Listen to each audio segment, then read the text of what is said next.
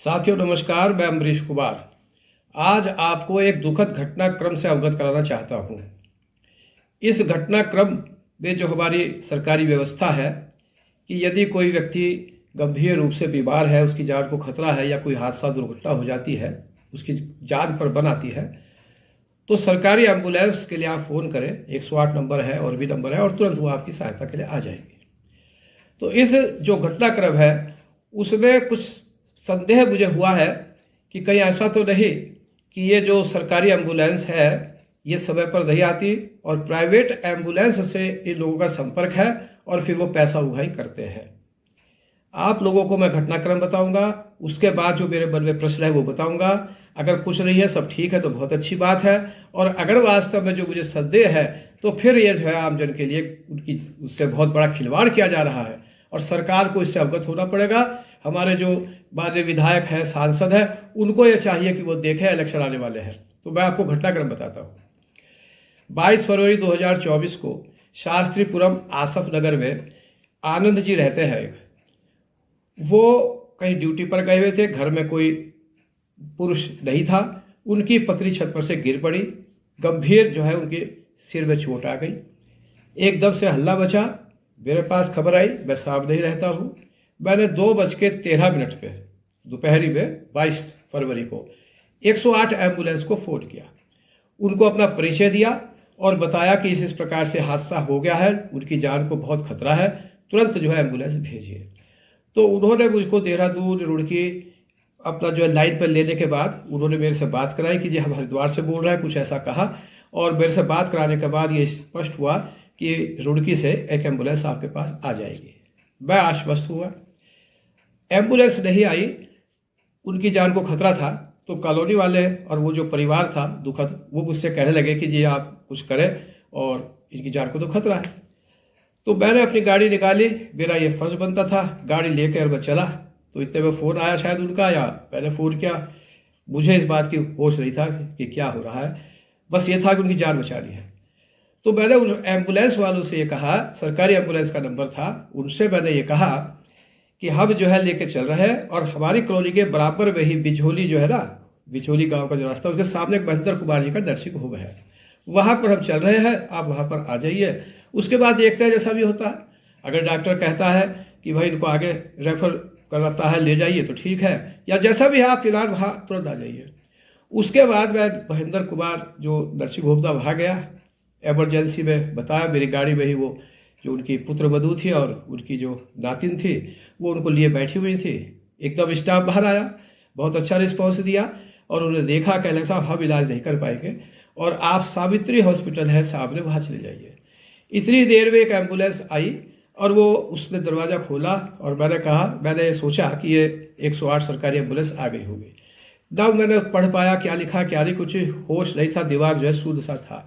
बस इतना था कि एम्बुलेंस आ गई है। मैंने कहा सरकारी एम्बुलेंस आ गई है, आगे चलते हैं, यदि कहीं आगे ज़्यादा होगा तो इस एम्बुलेंस में चले गए। उस एम्बुलेंस वाले ने भी एकदम पीछे का दरवाज़ा खोला और जो बॉडी थी उनकी शरीर वो स्ट्रेचर पे और पीछे उन्होंने रख दिया। मैं पीछे पीछे, एम्बुलेंस आगे। सावित्री हॉस्पिटल 10 कदम पे ही है, वहाँ पहुँचे, वहाँ भी एकदम स्टाफ बाहर आया। उन्होंने कहा साहब ये तो इनका तो निधन हो गया। अब उसके बाद कुछ नहीं था, वही एम्बुलेंस वाला घर आया। आप समझिए गोदावरी होटल से महेंद्र हॉस्पिटल और शास्त्री जो सावित्री हॉस्पिटल मुश्किल से 2-1 फरलांग होगा और 2-1 फरलांग का वो आके और वो घर पर आ गए आनंद जी के, अभी आ गए। तो मैंने सोचा कि सरकारी एम्बुलेंस है, कुछ लिखा पड़ी होगी, लॉग बुक वगैरह भरी जाती है, मुझे जानकारी है सब इन चीज़ों की। तो मैंने कहा भैया कुछ लिखवाना वगैरह तो करवा दीजिए, बता दीजिए, मैं लिख दूँ जैसा भी है, पानी पीजिए आप। उसने कहा कि साहब हम तो सावित्री हॉस्पिटल की एम्बुलेंस है, प्राइवेट हॉस्पिटल है, हमें तो 600 रुपये आप दे दीजिए। तो मैंने को बड़ा आश्चर्य हुआ। मैंने कहा भाई हमने तो आपको एम्बुलेंस की रही थी, पहली बात तो मेरी गाड़ी में ही थी, वो तो अगर वो उनके निधन हो गया था तो वो तो गाड़ी से ही लिया था उनको घर में। आप इस तरह से आए हो तो हम तो समझ ही नहीं पाए कि भाई क्या आप सरकारी है या क्या है और आप 600 रुपये मांग रहे हैं। खैर जो सभी बात यहाँ खत्म हो गई। अब जब उसके बाद हो गया भाई डेड बॉडी उनकी, वो निधन हो गया तो डेड बॉडी सब रखी गई, सब हो गया। तो फिर मैंने जो है वो फ़ोन मिलाया फिर सरकारी एम्बुलेंस को। मैंने कहा कि भाई पता करूँ क्या हुआ। तो उन्होंने तब मुझसे बोला कि साहब आपने ये बोला था कि हम महेंद्र कुमार जो हॉस्पिटल है डॉक्टर, हम वहाँ ले जा रहे हैं और हम इस तरह से नहीं आया करते हैं। हम किसी डॉक्टर के उस तरह से नहीं आते हैं। तो मुझे सबसे पहला तो ये हुआ कि जब देर करी, मैंने उनसे कहा जब आप देर कर रहे थे और मैं वहाँ चल दिया तो मैंने आपसे बोला था कि उधर चल रहा हूँ और वहाँ इंटरसेप्ट आप कर ले, एक तरह से वहाँ जाइए आप। तो पहली बात तो यहाँ ये प्रश्न होता है कि उन्होंने तब क्यों नहीं कहा ये बात कि साहब हम वहाँ नहीं आ पाएंगे। हम तो इंतजार करते रहे, इसका मतलब महेंद्र जी के यहाँ या जहाँ भी था हम इंतजार करते रहते, वह नहीं आए। बाद में जब डेड बॉडी को घर ले आए, सब कुछ हुआ और मैंने क्वेरी करी, पूछा, तब कह रहे कि साहब इस तरह से हम नहीं आते हैं। तो उन्होंने पहले क्यों नहीं कही ये बात। दूसरी बात, वो जो एम्बुलेंस आई थी उसे मैंने तो नहीं बुलाया था, ना मुझे पता है। वो तो अपने आप ही इस तरह से आके और मेरी गाड़ी से वो जो बॉडी थी, शरीर उनका निकाल के अपने ऊपर रखा और चल दिया। मैं तो अपनी गाड़ी में ही रखा हुआ था उनका शरीर, और गाड़ी से उतर के भाग के रिसेप्शन पे जाके बताया था, तो वहाँ का स्टाफ गाड़ी में ही चेक कर रहा था सारा का सारा, और गाड़ी में ही मेरी जब उनकी बॉडी रखी थी और पता लग गया कि इनका निधन हो गया, तो कोई ज़रूरत ही नहीं थी कि एम्बुलेंस में उनको रखवाया जाए। तो ये तो ज़बरदस्ती एक तरह से ऐसा एक माहौल क्रिएट किया गया कि उनको एम्बुलेंस में रखा गया और मुझे ये इंप्रेशन डाला गया कि ये सरकारी एम्बुलेंस है। चलिए खैर, अब यहाँ पर जब ये सब चीज़ें आ गई तो मैंने शांति से जब ये महसूस किया तो मुझे ऐसा एक चीज़ लगी कि ये कहीं ना कहीं साठगांठ भी हो सकती है कि सरकारी एम्बुलेंस वालों को फ़ोन करो, वो आने में देर करें, प्राइवेट एम्बुलेंस वालों को कह दो, और वो जिस तरह से महेंद्र के यहाँ प्राइवेट एम्बुलेंस आई और फिर उस तरह से उसको रखा गया। मुझे तो सरकारी एम्बुलेंस वाले जब तक बता नहीं था कि साहब हम नहीं आ सकते हैं, तो क्या पता वो घर ही रहा, क्योंकि उसने ये कहा कि साहब हम तो चल दिए थे, लेकिन जब आपने कहा उधर जा रहे हैं तो हम अपने घर चले गए।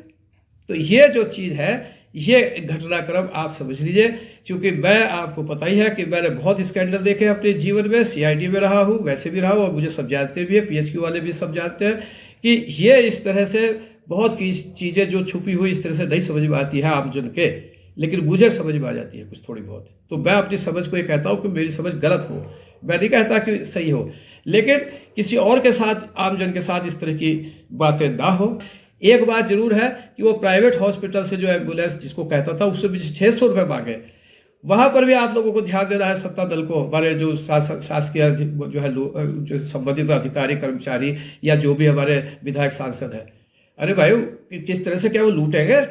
अगर वो डेड बॉडी को लेकर इस तरह से आ रहे हैं और फिर 600 रुपये मांग रहे हैं मुश्किल से 2-3 फरलांग के अंदर अंदर, और ज़बरदस्ती उन्होंने अपनी एक तरह से एम्बुलेंस में रखवाई वो डेड बॉडी, तो ये बहुत सारे प्रश्न हैं। तो मैं बस इतना ही कहना चाहता हूँ कि अगर आप इस बात को समझते हैं तो आप इसको आगे बढ़ाएं, और इसका कोई भी जो है असली जो बात है वो सबके सामने आनी चाहिए, मुझे भी बतानी चाहिए। मेरे पास कुछ एविडेंस है, कोई जांच होती है तो मैं उसको अपनी एविडेंस दूंगा। और ये चीज़ जो है, आप 22 तारीख की घटना है 2:13 से और 2:55, और फिर अगले दिन आप समझिए 23 तारीख को फिर दोपहरी में करीब शायद 2:55 पे मेरे पे फिर फोन आया 2 बज के। तो ये सारी चीज़ें हैं, जो नंबर है एम्बुलेंस के और इन सब चीज़ों के जो नंबर है वो मैं आपको बता देता हूँ।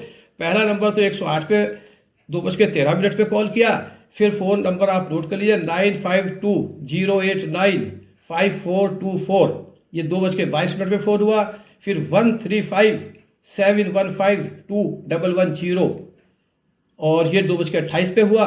तो इस प्रकार से एक नंबर और आप नोट कर लीजिए जिससे फ़ोन से बात हुई, वो है 9520895424। तो ये नंबर है। और 23 तारीख में जो क्वेरी मेरे ख्याल से करी है 22 तारीख की घटना के, वो देहरादून से शायद क्वेरी हुई है, क्योंकि उन्हें भी लगा कि कुछ ना कुछ घपलाबाजी है। तो वो नंबर है 13571521110, 2:51 पे दोपहर में 23 तारीख में। वहां से कुछ ऐसी हुआ कि उन्होंने शायद कुछ इंक्वायरी सी करी मेरे से। तो ये मैंने आपको बता दिया, अब आपके हाथों में है। अपने समाज के लिए आप जो कुछ करना चाहे, और विधायक और सांसद इन्हें कहे कि कुछ देखा करें थोड़ा बहुत। जय हिंद, जय भारत।